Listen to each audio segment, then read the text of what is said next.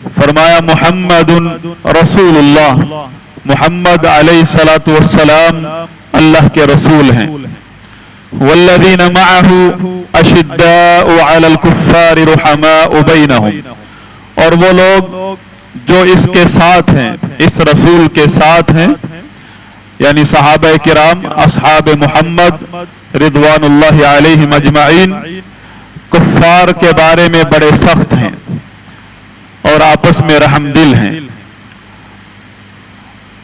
انہیں تم تراہم رکعا سجدا، انہیں تم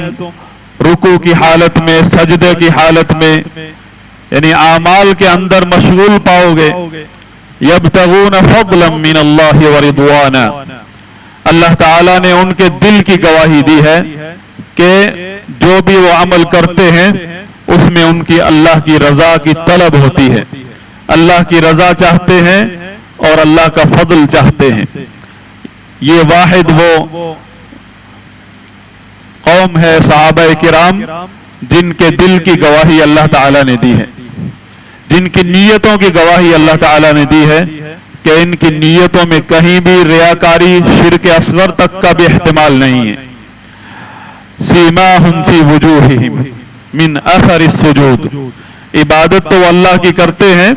لیکن اس کا اثر ان کے چہروں پر ظاہر ہو جاتا ہے کہ ان کے اخلاص، ان کی نیتوں کا اثر ان کے چہروں پر ظاہر ہو جاتا ہے۔ یہی مثال ان کی تورات میں ذکر ہوئی ہے، وہ تورات جو اللہ تعالیٰ نے موسیٰ علیہ السلام پر نازل فرمائی تھی، اللہ کی کتاب، اور انجیل میں جو کتاب اللہ تعالیٰ نے عیسیٰ علیہ السلام پر نازل فرمائی ہے ان میں ان کا ذکر ہے، اور وہ اس طرح كَزَرْعٍ أَخْرَجَ شَطْأَهُ فَآزَرَهُ، کہ اس کھیتی کی طرح کہ جو پھلتی ہے، پھولتی ہے، اپنے تناور ہو جاتی ہے، کسانوں کو بہت اچھی لگتی ہے، اور لِيَغِيظَ بِهِمُ الْكُفَّارِ، اللہ تعالیٰ نے ان کی صحابہ کرام کو کھیتی سے تشبیہ دی کہ جو جب تناور ہو جاتی ہے، پھلتی پھولتی ہے، کسان کا دل خوش کر دیتی ہے۔ تشبیہ دی ہے اس کھیتی سے صحابہ کرام کو۔ اس کھیتی کو چننے والا اللہ تعالی ہے، جس کے بارے میں رسول اللہ صلی اللہ علیہ وسلم کے صحابی عبداللہ بن مسعود رضی اللہ عنہ فرماتے ہیں کہ اللہ تعالیٰ نے نبیوں کے بعد جو سب سے بہترین دلوں کو پایا ہے وہ اصحاب محمد ہیں رضوان اللہ علیہم اجمعین، تو انہیں اپنے آخری نبی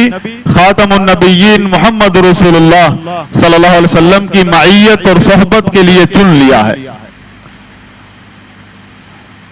ان کو چنا ہے اللہ تعالیٰ نے۔ لیغیظ بہم الکفار، اہل ایمان کے دل خوش ہوتے ہیں جس طرح کسان کا دل خوش ہوتا ہے صحابہ کرام کو دیکھ کر۔ لیغیظ بہم الکفار، اور کفار کے دل غضبناک ہو جاتے ہیں،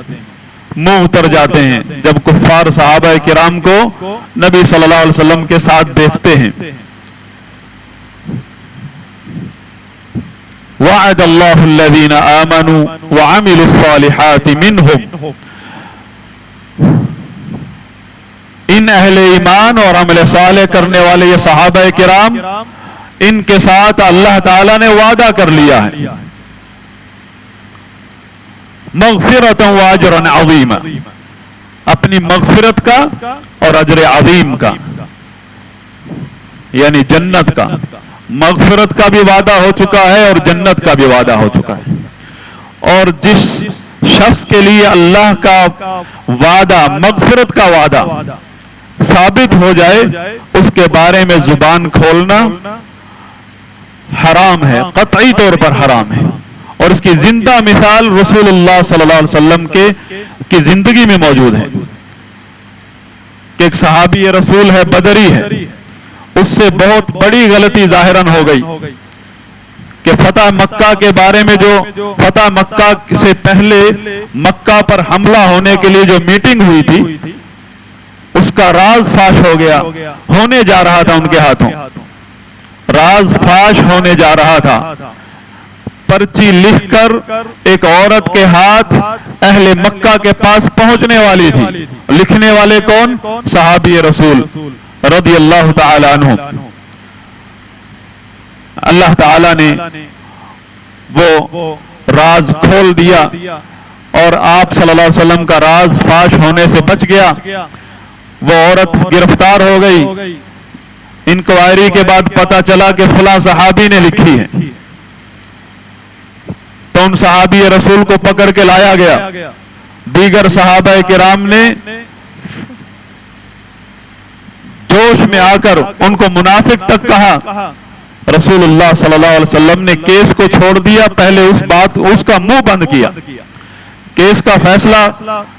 بعد میں کرنا تھا، پہلے اس کا منہ بند کیا کہ یہ صحابی آپ کو پتہ ہے یہ کن صحابہ میں سے ہے؟ یہ بدری صحابہ میں سے ہے، جن کی طرف اللہ تعالیٰ نے عرش کے اوپر سے متوجہ ہو کر مطلع ہو کر فرمایا تھا، ان کی طرف مخاطب ہو کر فرمایا تھا کہ میں نے تمہاری مغفرت کر دی ہے، آج کے بعد افعلوا ما شئتم اعملوا ما شئتم۔ مغفرت کا وعدہ ہو چکا ہے ان کے لیے۔ تو نبی صلی اللہ علیہ وسلم نے عقیدہ سکھایا ہے امت اسلامیہ کو کہ جس شخص کے بارے میں اللہ کی مغفرت ثابت ہو جائے، ظاہر میں آپ کو کتنا ہی اس کی بڑی غلطی نظر کیوں نہ آ رہی ہو، قطعاً اس کے بارے میں بولنا جائز نہیں ہے۔ کیوں؟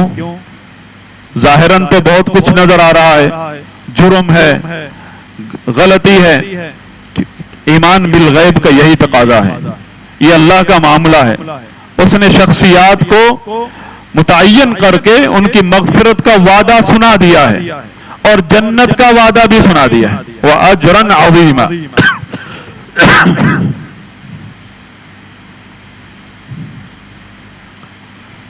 یہ تو قرآن ہے، اللہ کی کتاب،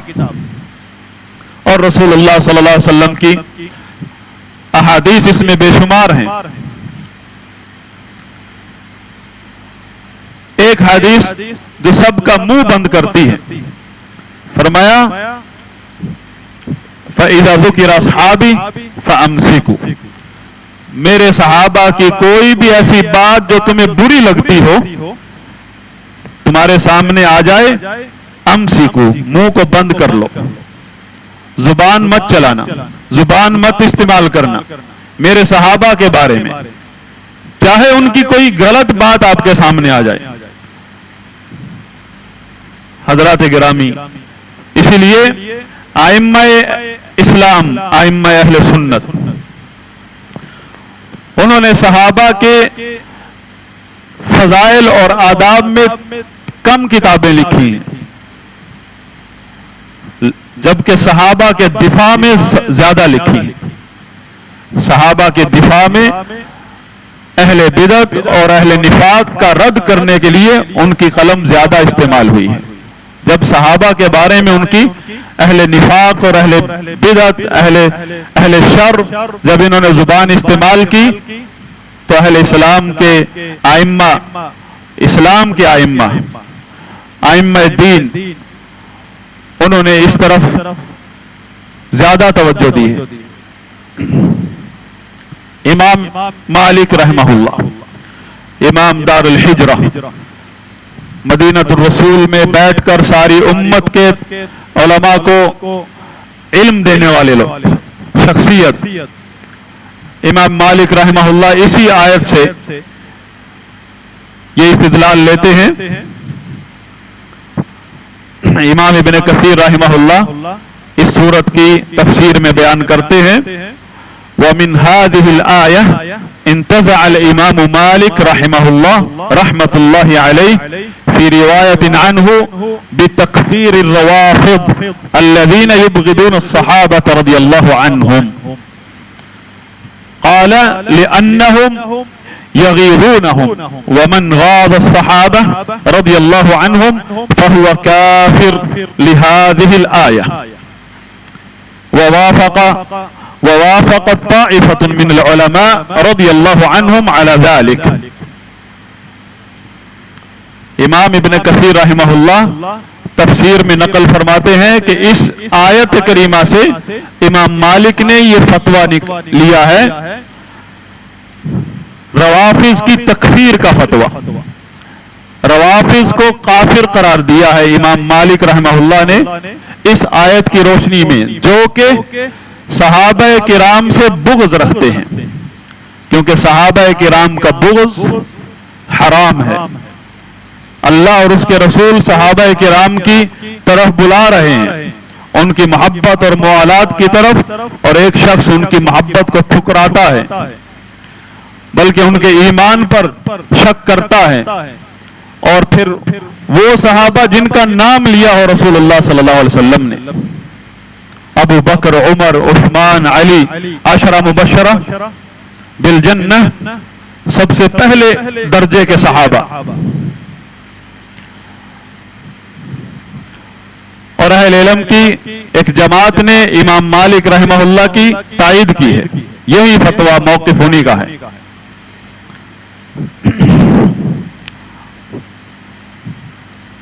حضرات گرامی، صحابہ کرام کے بارے میں یہ منہج جو ائمہ اہل سنت نے بیان کیا ہے، یہ کسی فرقے کا خاص منہج نہیں ہے۔ اہل سنت، مسلک اہل سنت، صحابہ کرام کے بارے میں جو مسلک اہل سنت ہے، جو ائمہ دین نے بیان کیا ہے، وہ عین اسلام ہے، کیونکہ مسلک اہل سنت کسی فرقہ واریت کا نام نہیں ہے، کسی گروہ بندی کا نام نہیں ہے، بلکہ اس منہج اور طریقے کا نام ہے جس پر رسول اللہ صلی اللہ علیہ وسلم اور صحابہ ہیں، جس کی اتباع کرنے سے آدمی اہل سنت بنتا ہے، اس مسلک کا نام ہے۔ اس لیے اس مسلک کے بارے میں، اس منہج کے بارے میں ائمہ دین نے یہ اصول بیان کیا ہے عقیدہ کی کتابوں میں، الاسلام هو السنہ، اسلام در حقیقت سنت ہے، یعنی وہ طریقہ جس پر رسول اللہ صلی اللہ علیہ وسلم اور صحابہ ہیں، وہ سنت ہی الاسلام، یعنی مسلک اہل سنت ہی اسلام ہے۔ مسلک اہل سنت کسی گروہ کا نام نہیں ہے، مسلک اہل سنت اس اسلام کا نام ہے جس کے بارے میں اللہ تعالیٰ نے فرمایا ہے وَمَن يَبْتَغِ غَيْرَ الْإِسْلَامِ دِينًا فَلَن يُقْبَلَ مِنْهُ، جو شخص اسلام کو چھوڑ کر کسی اور دین کو اختیار کرتا ہے، طریقے کو اختیار کرتا ہے، ہرگز اس سے قبول نہیں ہوگا، چاہے وہ اللہ کی توحید کے بارے میں ہو، یا مسلک کے بارے میں ہو، یا صحابہ کے بارے میں ہو، یا دیگر اصول دین کے بارے میں ہو، ہر معاملے میں مسلک اہل سنت ہی عین اسلام ہے۔ اور یہ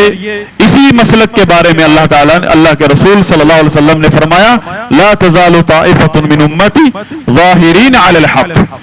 ہمیشہ کبھی بھی انقطاع نہیں آئے گا، ایک گروہ میری امت میں حق پر غالب رہے گا، کوئی شخص اس کے عقیدے میں، اس کے مسلک میں، اس کے کسی موقف میں غلطی ثابت نہیں کر سکتا، حتیٰ کہ امام مہدی آ جائے، آخری امام آ جائے، یعنی وہ دور آ جائے جس میں امام مہدی دجال سے لڑے گا۔